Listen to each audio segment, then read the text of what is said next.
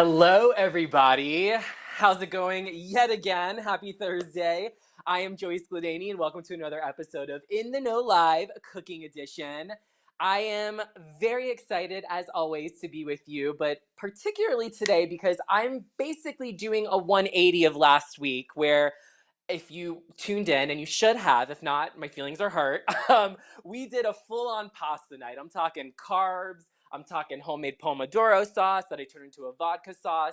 But today I'm gonna show you my super easy, quick, healthy turkey meatballs. And I'm going to be making my olive tapenade stack with mozzarella. I feel like I was just Giada there. You're not a true Italian until you randomly go from Americanized English to Italian English and pronounce things like this and use your hands. So I'm Giada today. But no, it's a beautiful stack with mozzarella and basil and tomatoes and a Kalamata olive tapenade that is fantastic. Now, these two things have one thing in common. They are high in fat and super low in carbs. They're also high in protein, making them great options if you are on a keto diet. So all my keto queens out there, this one is dedicated to you. That being said, if you are thinking about going keto or any type of diet, please consult with a medical professional before you make a decision. Not every diet is good for every type of body, every type of person, every type of lifestyle. So you want to do what's best for you and what's healthiest for you. And again, all of my recipes are completely customizable, and I'm going to show you along the way how these don't have to be keto. They can just be amazing and delicious. All right, let's start with the meatballs.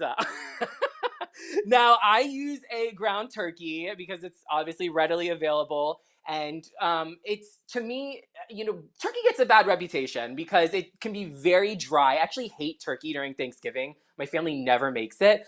That being said, I think it's great in a meatball form because all the other flavors that you're putting into it are gonna really shine. But if you want something a little bit with higher fat content or with a little bit higher fat content, go for a beef, go for a chicken. This is a 94:6 ratio when it comes to fat. And you can even do pork. But yeah, today we're doing turkey. And I am actually adding an egg. So that's going to be the first fat bomb. And glam cam, oopsies. I was like, where's my camera? I'm using one of those amazing organic eggs with the super dark orange yolk. And this is just a pound of ground meat. From there, we're going to spice things up a bit and add some dried oregano, sea salt, and red pepper flakes. Obviously, red pepper flakes, use it based on your taste and preference. I like it spicy. I always like it spicy. And again, salt is super important too because this is such a dry meat. We need to liven things up a bit. From there, we're going to be adding even more fat. Again, the goal here is high fat, low carbs, and that is in the form of grated Parmesan cheese. Now, what's great about grated Parmesan in a meatball recipe is if you need a breadcrumb substitute, this is going to accomplish just that. Without adding the extra carbs. Now, moving along, I want to throw in a little bit of green because we need a vegetable.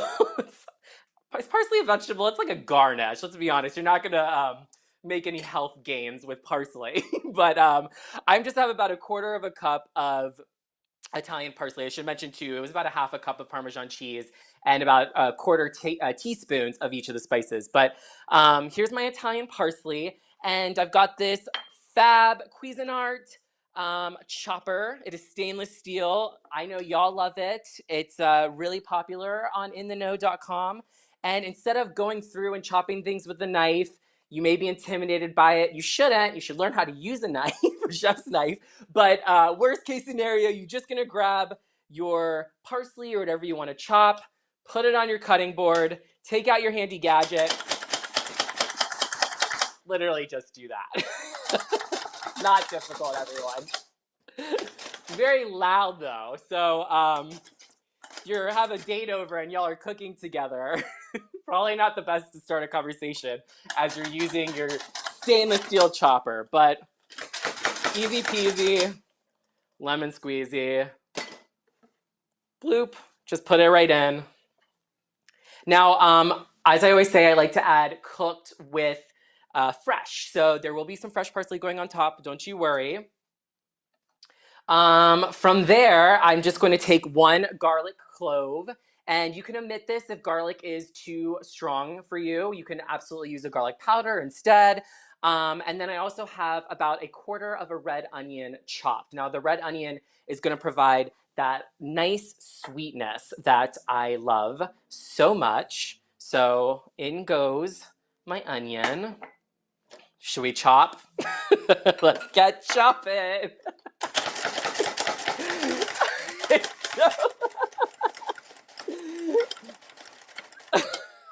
How easy is that? I'm stealing Ina's catchphrases now. But look, it actually did chop it like perfectly. I'm a fan. Look at that. Magic in the kitchen. Oh my gosh, I am a mess. Okay, as I mentioned too, we want to keep the fats high and the carbs low. So one of my favorite texture plays when it comes to meatballs is to add a black olive. And this is just one of those small cans. It comes pre-sliced because we're bougie here and we don't have time to cut up olives. Who the hell wants to do that? But yeah, these are gonna add a ton of fat. It's gonna bring a nice silkiness to it as well. And I just put in the whole entire can. I know a lot of you are olive averse, and I get it. Actually, I don't because olives are amazing, and who does not want something salty and briny in their mouth? That's like, I don't know. I don't get people who don't like olives. It's like it's a salt bomb. Who doesn't like salt? But if you are averse, take them out. Or what you can do is I would say experiment with the black one first because it's definitely going to be more subtle in flavor. We're using Kalamatas for the tapenade.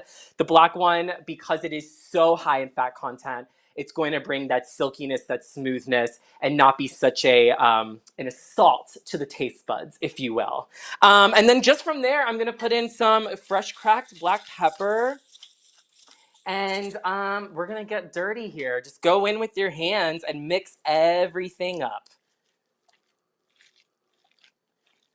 It's an interactive segment today. I feel like it's been pretty interactive every week. The cookies, we did the same situation.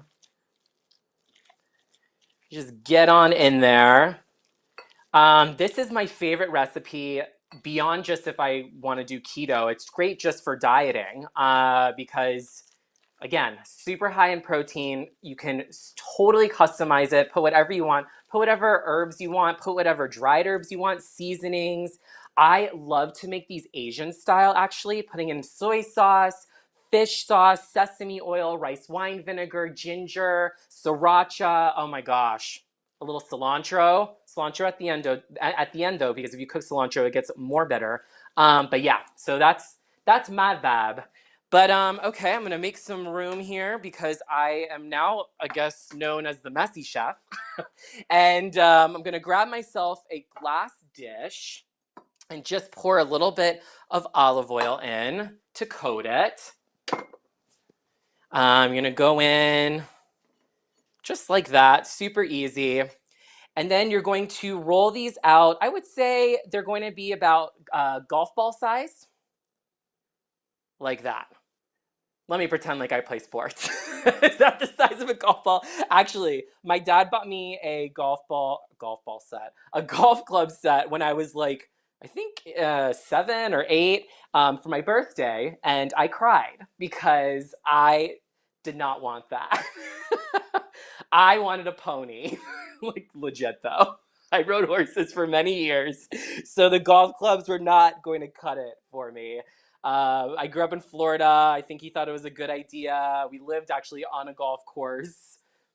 Nah, it's too. Golf is a frustrating sport, and just it's not for me. It requires too much. You would think it'd be for me because it requires a lot of patience. No, it's not for me. But yeah, you're just gonna continue to roll these out. They typically yield about 12, and they're fun. I feel like all of my recipes are pretty kid friendly. You know, if you're trying to get your kids introduced to making meals in the kitchen, anything that's super hands on and is like a sensory overload is obviously ideal. It's going to grab their attention, keep their attention longer. And yeah, this would just be fun to do with the kids. All right, we're almost done here. And what this is going to cook for, or how long this is going to cook for, is about 20 minutes, but 15 minutes in, I'm going to pull them out and I'm actually going to give them a nice flipperoo so that they cook evenly. But yeah, 350-degree oven is all you need.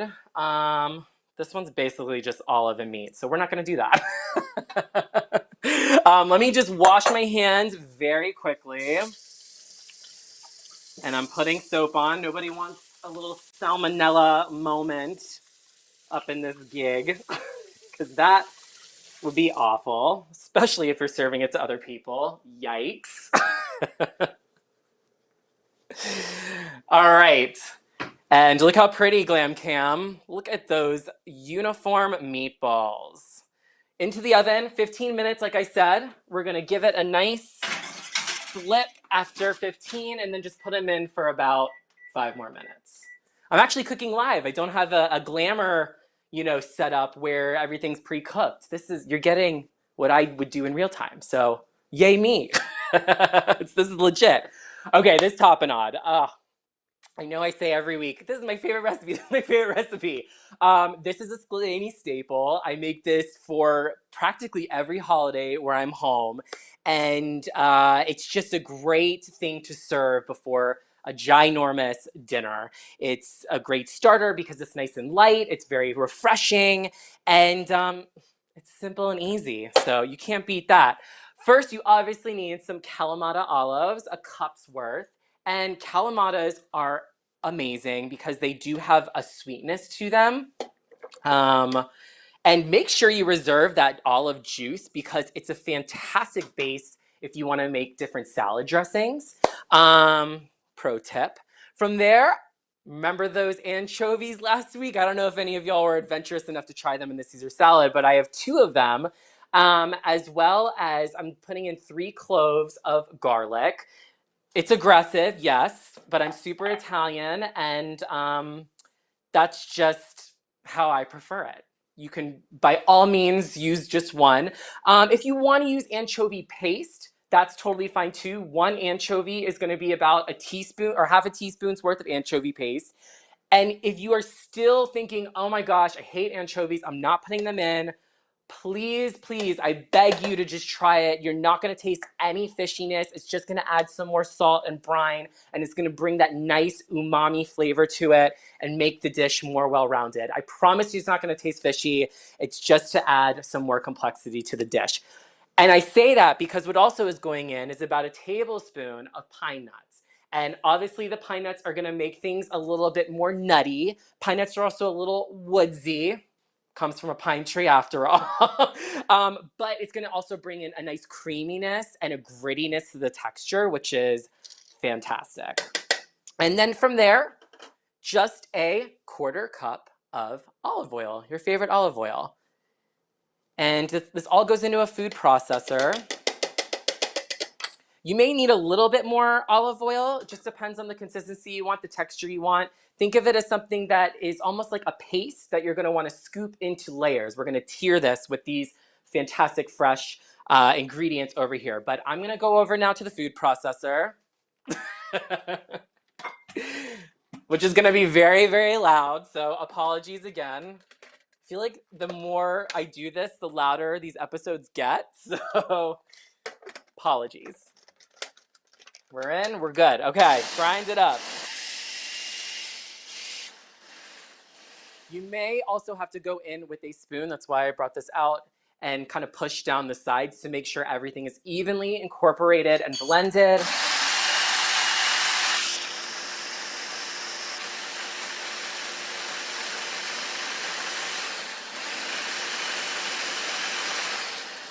Let me give it a look. Let me just push down a little bit. This is also going to yield an extremely beautiful purple hue. So I went to Northwestern for undergrad. Go Cats! Our school color was purple. And so anything purple excites me. Also, maybe because I'm gay. Surprise! Let's be a stereotype. All right, let's give this a. Can almost do a dance.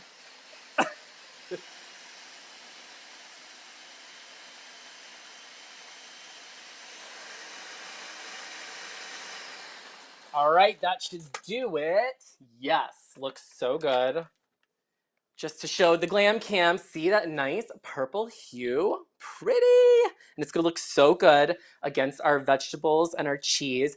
But before I do that, I wanna show you how to make a dressing that I actually drizzle right on top. And this is a dressing that you can actually use for any type of salad that's your favorite. It does great with, especially in the summertime, blue cheese, pears, grapes, because there is a little bit of sweetness, which I guess I'll start with, and that is 2 tablespoons of honey, sweetness, as I mentioned. Feel free though to use agave nectar or any type of sweetener that you want. Let me get another spoon and scoop it out. Honey is temperamental, as we all know. It likes to stick to things. If it's not sticking to things, it's not honey.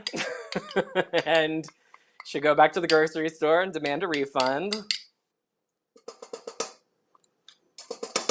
All right. If you haven't noticed, I am using the Rigby flatware, the gold one that I am obsessed with. Comes in a bunch of different shades, but this gold finish I'm living for.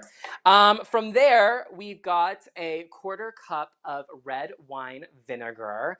Feel free to use champagne vinegar, white wine vinegar, but I feel like the red wine vinegar adds another element of sweetness, and it's a little bit more complex. Yeah, so it's a little bit stronger too because it's been aged a little bit longer. Okay, moving on from there, I'm then going to take a tablespoon of Dijon mustard. Love a Dijon. It's going to bring that nice sharpness, which is going to counter all of the sweet elements we have going on. Dijon's pretty standard in most vinaigrettes with vinegar, so this is a crucial ingredient. And then I'm going to just mix this really quick. And then slowly but surely, and don't call me Shirley, who gets that reference? Airplane, anyone? Come on. One of the best movies ever. You're gonna slowly pour in a little bit of your olive oil and keep mixing it with a whisk until it's fully emulsified. And this is about a 1/2 cup of olive oil. You may, again, need more, especially if you don't like the super sharpness or acidity of the vinegar and the mustard, because it's quite a bit in this. And you could definitely add in about 1/3 cup more of olive oil to help dilute it. But yeah, you're just gonna give yourself a bicep workout. This is now the show of loud noises, bicep workouts. If you're just tuning in to In the Know Live, I've got some meatballs cooking in the oven, and I am now making my world famous, I call everything world famous, but I'm gonna say locally famous, olive tapenade stack with mozzarella and tomatoes and basil. So you just keep doing this, but for the sake of time, I'm just gonna dump it all in because that's what I do. Oopsies. Gosh, I feel like I'm like on the verge of a sneeze, so pardon me if I sneeze. That would not be cute for this situation. Has anyone else's allergies been insane this year? Because I don't know about y'all. You know that one meme that's really popular? It's millennials will get this, from Arthur, where DW, his sister, like she looks like she had a really rough night. She's like 7 years old, but she's kind of like black eyes, and it just says "yes" underneath her. Like I feel like her right now. I'm very like just like zombie like. It's one of my favorite memes ever. If you don't get the reference, you're gonna be thinking, what the hell is he talking about? But just type in DW meme. And you'll get it. And you're like, yes, that is how you feel when you have allergies. All right, there you go. It's nice and golden and yellow, very pretty to go with our reds and our greens and our purples. And hey, this is like the Italian flag right here, this situation. So did I just now realize that? If so, yikes. And just finish it off with a little bit of cracked pepper. And we're going to julienne some basil to mix right in. This is the Ina trick. Ina maybe did not invent julienning this way, but like we learned from Ina, and we're just gonna give Ina all the credit. You just basically roll it kind of like a little cigarette and just cut it at an angle. And look, you've got nice julienned basil that you can just put right into the dressing. Okay, and now is the fun part. We'll see how many, oh, we've got about 5 minutes left there. Okay, just mix this in. Okay, now is the fun part of plating. And this is where you can get super artistic. I highly, highly recommend, and this is across the board with any recipe, if you're trying to invest in some plateware, get all white, because white is going to show off all of the ingredients on your plate, especially, obviously, if they're very colorful. And in this case, you want a white plate slash bowl, and that's where the cook bowl comes in to play. And I am going to just start by grabbing a vine ripened tomato. You are absolutely welcome to use whatever type of tomato you prefer, but vine ripened is my favorite because they're usually the most sweet and they're very sturdy, so that if you really want the Leaning Tower of Pisa, then you can make it with these tomatoes. Some are a little bit too mushy, mealy, and fall apart. And frankly, I don't love the flavor profile of tomatoes. I love tomato sauce. I love this. I love, a bruschetta. But there you go. Giada's coming back. But ultimately, I'm never one to go buy a standard tomato and like put it on a burger. Like that's gross to me. But again, whatever tomato you prefer, go for it. And I'm just gonna give it a slice and put one down. And then what I'm gonna do is take some of this fantastic tapenade, give it a little spread. I'm gonna try to do it to glam cam. Look at that. And then I'm going to take the fresh, it's gotta be fresh, y'all, mozzarella. In my house, we say mozzarella. Mozzarella, it's like very Italian. You remove like the last syllable or vowel off of a word, and that's like very, I feel like, Americanized Italian. Like when people say ricotta, we say ricotta or rigot. I don't know. Do we make that up? Is that just a Scladani thing? But you're just gonna slice this up as well. Trying to show you. And add another layer of this really pretty tapenade. Get a little crazy. Throw in a basil leaf. And let's add another tomato slice.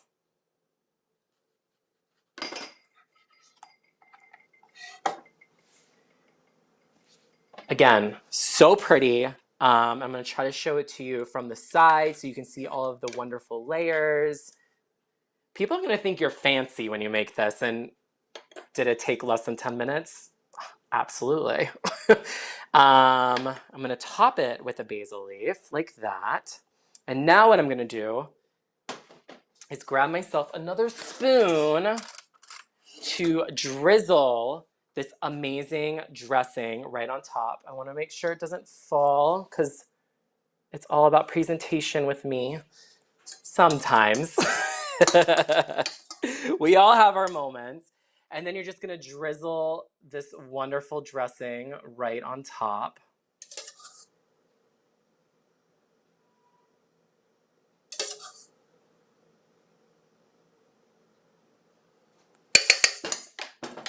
Cute. Look at that. How pretty. From all angles. She's a cover girl. But yeah, these are so easy to make in bulk. Literally, you just have slicing stations and you just keep going and going and going and stacking and stacking. And this will last in the fridge for about a week or so. You may want to just keep giving it a good mix because the olive oil will separate. But again, this dressing too can go a long, long way. You can put it on your salads. You can use it on top of chicken before putting it on the grill. It's just your standard vinegar mustard base. So extremely flexible in its use. Okay, now these meatballs, says about 45 seconds. So I'm gonna take them out and just give them a flip. But we may not have time to actually see, I mean, they're gonna look the same 5 minutes from now from what they look like now. But I do just wanna show you the process and how I would plate it if these were eventually fully cooked. So this is what they're gonna look like about 15 minutes after. You see how they're starting to get brown on the outside? This is exactly what you want. Obviously, one has to be sacrificed when you're making these, and you're gonna cut it down the middle and make sure there's no pinkness because we don't want to serve undercooked poultry. Like I said, salmonella is not wanted here. But basically what you'll just do, and these most likely, more likely than not, are already completely cooked in the middle after 15 minutes because they are so much smaller than one of those jumbo meatballs, but better safe than sorry. So you just want to flip them to their other side using tongs and put them back in the oven for about 5 more minutes. Super easy. Bloop-de-bloop. But I'm gonna plate them now just to show you how I would do it. Okay, now, if you, again, are going with this keto theme of trying to be super low carb, you're not putting the penne on your plate like we did last week, even though it was freaking amazing, because who doesn't love pasta? Instead, you're gonna probably look for a pasta alternative. And I have so many recommendations. What I'm using today is actually a tofu spaghetti, but it's also made with the shirataki mushroom.